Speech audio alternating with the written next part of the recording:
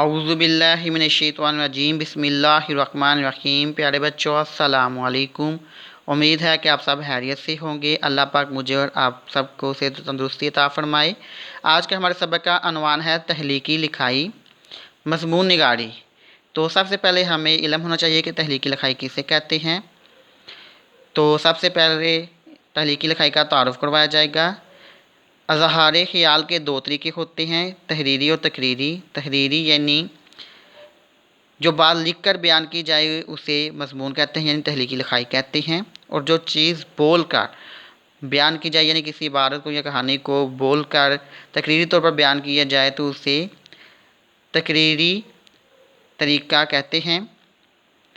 جذبات، احساسات اور خیالات کے اظہار کے لیے تحریری شکل میں یعنی لکھ کر جو باتیں درج کی جاتی ہیں وہ مضمون کہلاتی ہیں۔ ہر مضمون کے 3 حصے ہوتے ہیں۔ پہلا حصہ تمہید، دوسرا حصہ نفس مضمون اور آخری حصہ تیسرا خاتمہ۔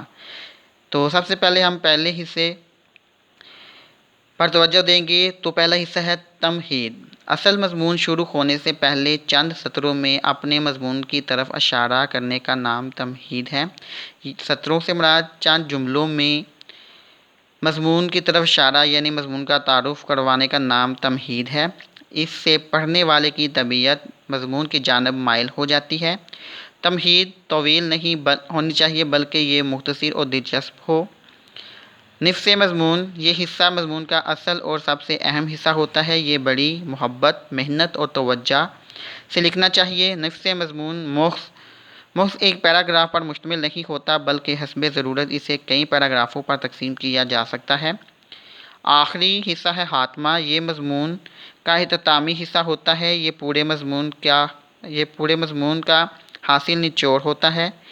جس طرح مضمون کی تمہید کا مختصر اور دلچسپ ہونا ضروری ہے، اسی طرح مضمون کا اختتام بھی بڑا پر اثر اور دلکش ہونا چاہیے۔ تو سب بچوں نے اس تخلیقی لکھائی کے تعارف کو یعنی اس مضمون نگاری کو اچھے طریقے سے پڑھنا بھی ہے، لکھنا بھی ہے اور یاد بھی کرنا ہے۔ تو اس کے بعد ہم آج ایسے کریں گے،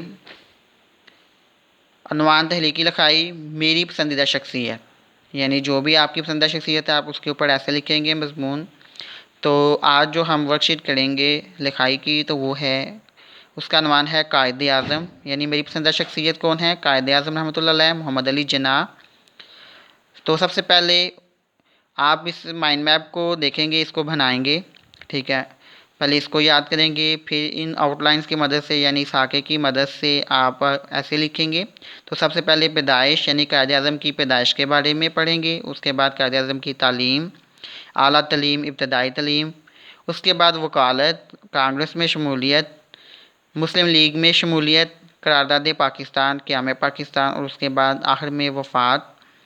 تو سب سے پہلے ہم قائد اعظم کی پیدائش کے بارے میں پڑھیں گے۔ تو یہ شعر لکھا ہوا ہے پہلے، ہزاروں سال نرگس اپنی بے نوری پہ روتی ہے، ہزاروں سال نرگس اپنی بے نوری پہ روتی ہے، بڑی مشکل سے ہوتا ہے چمن میں دیداور پیدا۔ یعنی صدیوں بعد ایک ایسا انسان، ایک ایسا رہنما جو ہے وہ اس کی پیدائش ہوتی ہے، یعنی وہ اس دنیا میں آتا ہے۔ پیدائش، قائد اعظم رحمۃ اللہ علیہ محمد علی جناح 25 دسمبر 1876 کو کراچی میں پیدا ہوئے۔ آپ کے والد کراچی کے ایک بہت بڑے تاجر تھے۔ آپ کے والد کا نام پونجا جناح تھا جو راجکوٹ سے کاروبار کے لیے کراچی آ گئے تھے۔